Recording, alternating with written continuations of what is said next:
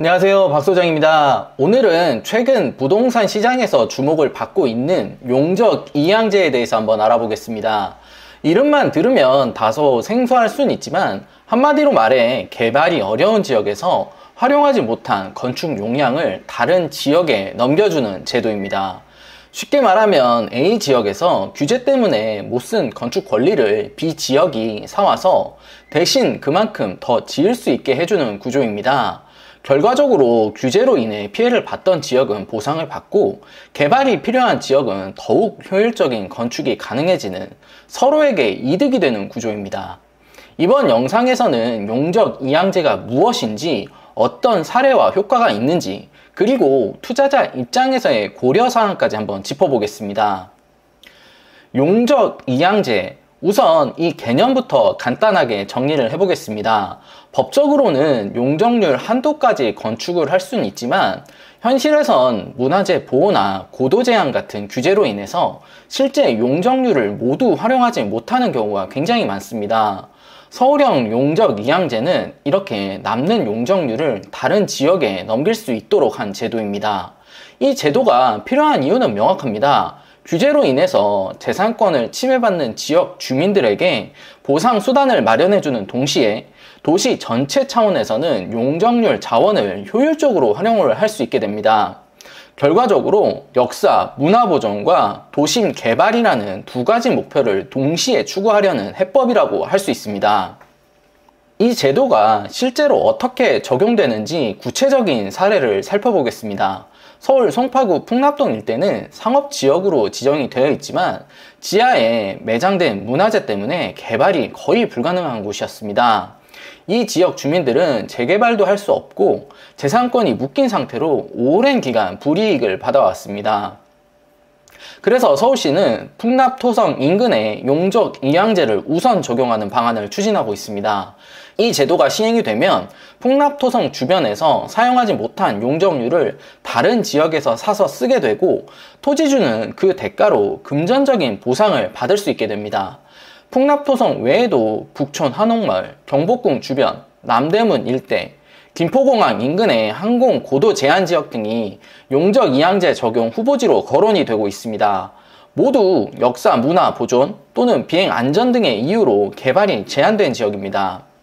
용적 이양제를 도입을 하면 크게 두 가지 측면의 효과를 기대할 수 있습니다. 첫 번째는 도심 내 개발의 활성화입니다. 용적률을 넘겨받는 지역, 즉 양수지역은 기존보다 높은 밀도로 건축을 할 수가 있어서 공급이 확대가 됩니다. 주택이라면 더 많은 세대, 상업지라면 더 넓은 업무 공간의 확보가 가능해집니다. 서울처럼 가용 토지가 부족한 지역에서 고밀도 개발을 유도할 수 있는 수단이 되는 겁니다. 둘째로 보존지역에 대한 실질적인 보상입니다. 용적률을 판매하는 지역, 즉 양도지역의 토지 소유자들은 기존에 사용하지 못했던 건축 권리를 팔아서 금전적인 보상을 받을 수가 있습니다. 이 보상은 정부가 직접 주는 방식이 아니라 시장 거래를 통해서 이루어지기 때문에 보다 효율적으로 지속 가능한 방식이 될 수가 있습니다. 이제 투자자 시점에서 이 제도를 한번 살펴보겠습니다.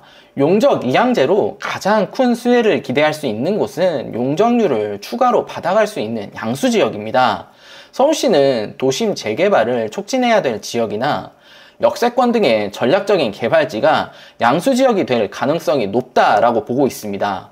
예를 들어 역세권 재개발 구역처럼 개발 잠재력은 높지만 사업성이 다소 부족한 지역은 추가 용적률 확보를 통해서 사업성이 크게 개선될 수가 있습니다. 추가 용적률만큼 세대수가 늘어나거나 임대수익이 증가하면 해당 부동산 가치 상승으로 당연히 이루어지겠죠. 단순히 또 이 제도의 적용만으로도 개발 기대감이 형성되기 때문에 주변 부동산 시장에 긍정적인 영향을 줄 수도 있습니다. 그리고 양도지역 입장에서도 일정한 수혜가 가능합니다. 직접 개발은 하지 못하지만 규제로 인해서 사용하지 못했던 권리를 시장에 판매함으로써 토지 자산의 가치를 일부 회수할 수 있습니다. 특히 풍납토성, 북촌, 경복궁 인근 등은 그동안 재산권이 묶여있던 대표적인 지역이기 때문에 향후에 수익 구조가 새롭게 형성될 수가 있습니다. 현재 용적 이양제는 도입 초기 단계고 본격적인 거래나 적용은 시범사업을 통해서 점진적으로 확산될 예정입니다. 지역별 적용 기준과 거래 방식, 양도, 양수지역 지정 등은 앞으로 정책 설계에 따라서 달라질 수가 있습니다. 하지만 제도의 방향성은 분명합니다. 역사 문화 보존이라는 가치를 지키면서도 도시의 개발 잠재력을 극대화할 수 있는 방안으로 서울시가 적극적으로 추진하고 있다는 점에서 향후 서울 도심 개발 정책의 핵심 축이 될 가능성이 높습니다. 투자자 입장에서는 지금부터 어떤 지역이 양도 혹은 양수 지역이 될지를 주의 깊게 한번 살펴보시고요. 시범 사업의 흐름과 정부 지자체의 발표에 주목을 하면서 자신의 투자 전략에 어떤 영향을 줄 수 있는지 선제적으로 점검해 보는 것이 중요합니다. 오늘 영상이 도움이 되셨다면 좋아요와 구독 부탁드리고요. 궁금하신 점은 댓글로 남겨주시기 바랍니다. 항상 여러분의 투자에 도움이 되는 박 소장이 되겠습니다. 감사합니다.